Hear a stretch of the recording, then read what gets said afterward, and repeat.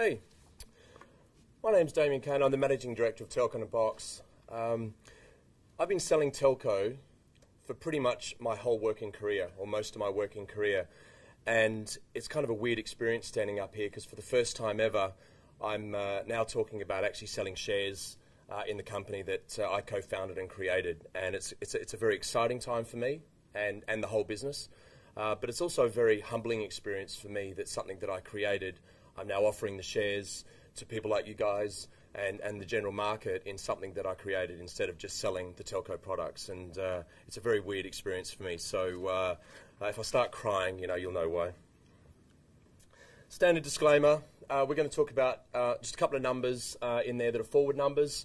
And I just want to make sure that you do understand that forward numbers and any sort of numbers that we do talk about are not absolute certainty. So the investment merits of the business, I want to highlight why Inabox Group is a good investment. We are well advanced into the IPO process, which is scheduled for the 10th of, early May. Some key points from an investor perspective is that we've been in business for 10 years. We've got $44 million worth of recurring revenue, so it's a very defensive type sort of stock because most of the business is recurring revenue. People use their phones every day, basically. We've got a strong point of difference, and we've got very, very good cash flow, and we don't really have big CapEx costs. We don't build networks against Telstra and Optus and the carriers. We basically leverage those networks, and we'll talk about that a little bit later. The recurring revenues are really key, and due to the technology changes, it's a very good growth, sort of a growth story, and we'll talk about some of our peers a bit later. But peers such as MyNetPhone, M2, Amcom have all performed very, very well against the market, and that's due to the fact that they are a defensive stock due to the recurring revenues, and they've performed very, very well. Look, I just want to make three key points out of this. There's 77 staff and 5 major shareholders that are in Sydney, of which I'm one of them. We have no long-term debt. We've managed to build the business without any long-term debt, which I think has been a really key aspect of our growth. We've been able to do it with internally generated cash flows, which is kind of a good proof of that we do generate good cash flows. And we have an incredibly strong management team, many of them that have been with me for pretty much over 7 years out of the 12 years. Some of them have actually been with me since the beginning. We have a really good culture within the business. So how does it work? I mean, telco is telco, but how does it actually work?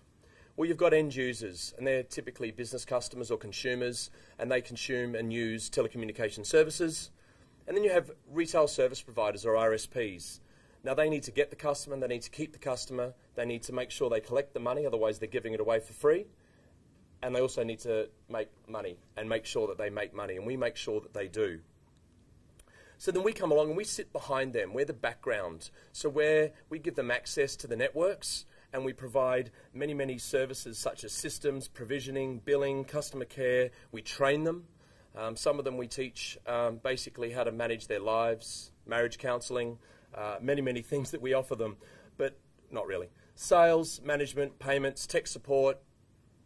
We do all the product development that they're able to sell through their extensive channels. And that's a big part of what we do. And then the carriers, we kind of buy millions and millions and millions of minutes off the carriers, and we give the retail service providers basically access to the carriers that they wouldn't be able to otherwise do due to their size. So we really provide really good group buying power. The key point is that in addition to accessing the networks, we provide all of their back office. I guess the name Inabox really reflects that we provide everything to them, hence the name Inabox, and we basically allow them to be a phone company and an internet service provider and provide them everything that they need to be able to do that, and that's a very key point. So if you look at the customers and how they're broken down in Australia in terms of the total telecom market, one, it's worth close to $40 billion, but I guess what we go after is the households and the corporates, as you can see there. That represents around about 95% of the total market, and that's the market that our retail service providers play in. But why would an end user want to use a small retail service provider? Well, there's a couple of reasons, but the key reason is that they're close to the customer. They're not dealing with a big guy and they're not just a number. They typically are the local hero, whether it be a particular silo or a particular geographical area. And on top of that, they're the business owner. So that the small to medium enterprise or the consumer is actually dealing with a company that's very close to the owner. And the owner wants to do the best possible job for that company. And they want to grow their business. And that's why people tend to go to small retail service providers, and they're taking market share off the carriers every day. From I guess a market perspective, we've got new technology coming in, being NBN, and it's providing a lot of growth opportunities in the market. And we're really looking forward to providing that. And as a $40 million industry, we provide all of the products that make up that industry.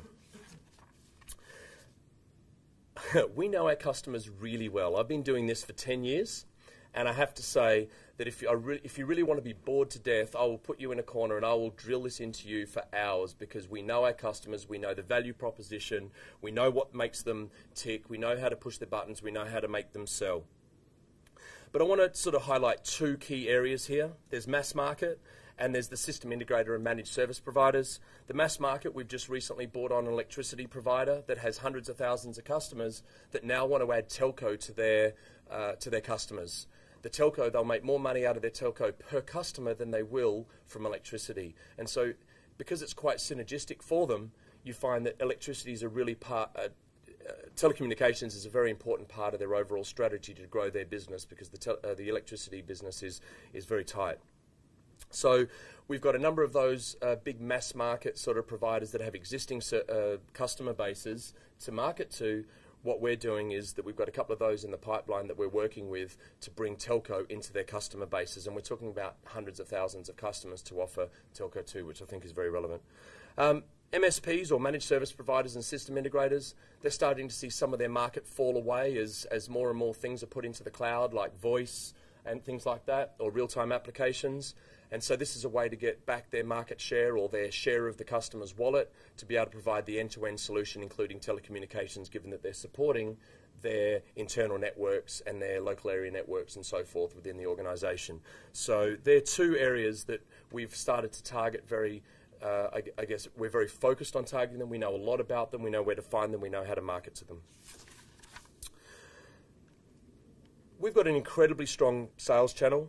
The more products that we can create and bring to market, our guys are really good at putting them, our RSPs are very good at putting those products through their channels, and they also sell more of the existing products. We've got the full product range, from mobile to data to fixed voice to applications and cloud-based products that they can sell through their channels.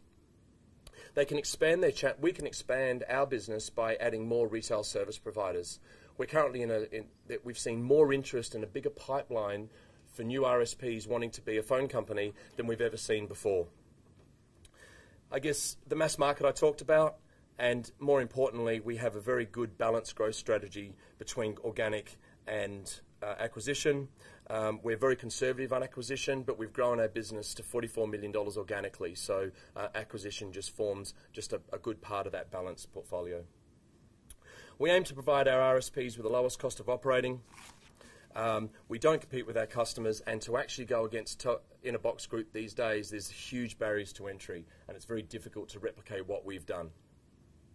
Just want to quickly give you a bit of a case study around If Telecom. Very proud of these guys. They came to us in their very early 20s. They're driven, and in 7 years they built an $8 million business.